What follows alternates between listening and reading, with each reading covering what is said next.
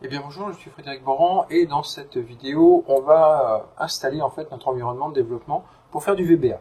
En fait, si vous regardez ici, vous n'avez absolument aucune référence à du développement. Donc ce qu'on va être obligé de faire, ça va être fichier, aller tout en bas dans options.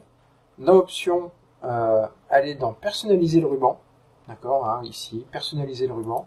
Et dans personnaliser le ruban, en fait, il vous montre sur cette petite partie là tout ce que vous avez déjà à votre disposition sur la barre verte là, sur son ruban, excepté développeur qu'il va falloir cocher. Donc vous allez cocher développeur, ok, et maintenant en fait, vous avez l'option qui vous permet d'aller faire du développement. Dans ce nouveau ruban qui apparaît, on va utiliser soit Visual Basic, soit Macro. C'est deux choses qui sont pour nous équivalentes, on n'ira pas trop voir ce qui se passe par là par contre. Alors, si on clique sur Visual Basic, vous avez cette interface là. On ira, nous, dans Outils, et on ira dans Macro pour créer nos macros. En fait, on va développer un certain nombre de macros. Une macro, c'est quoi? Simplement un programme, une suite d'instructions en fait, qu'on va pouvoir demander à Excel d'exécuter. Donc, dans Macro, vous avez ça. Donc, on va mettre un nom de macro, ma première macro. On va la créer. Et en fait, voilà, on va travailler, nous, systématiquement avec ce genre d'interface. Où on ira écrire des choses ici. Donc ici, c'est pas mon but aujourd'hui. Hein. Quand on va enregistrer maintenant, vous allez enregistrer vos macros. Par défaut, au départ, comme mon classeur est tout nouveau, il va falloir enregistrer mon classeur. Donc que vous fassiez par là ou par fichier enregistré, c'est pareil. On va l'enregistrer, donc vous voyez qu'il y a un certain nombre de choses. Je vais lui dire d'appeler ça démo macro par exemple. Démo macro.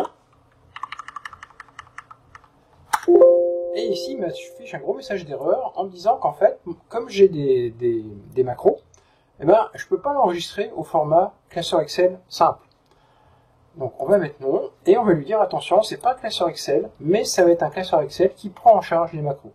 Alors ça c'est important, simplement parce que des fois il y a des macros qui sont assez agressives, et qui sont des macros en fait de pirates, ou qui vous mettent un peu le bazar chez vous, donc en lui disant que vous prenez en charge les macros, déjà vous lui dites que vous savez en gros ce que vous faites.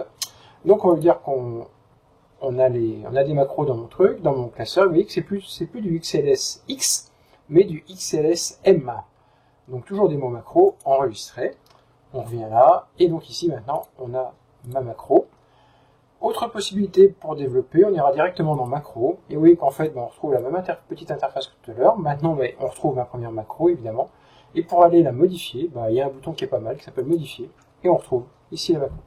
Voilà, donc là maintenant vous savez créer une macro, vous savez l'enregistrer, vous savez surtout enregistrer un classeur qui sait manipuler des macros.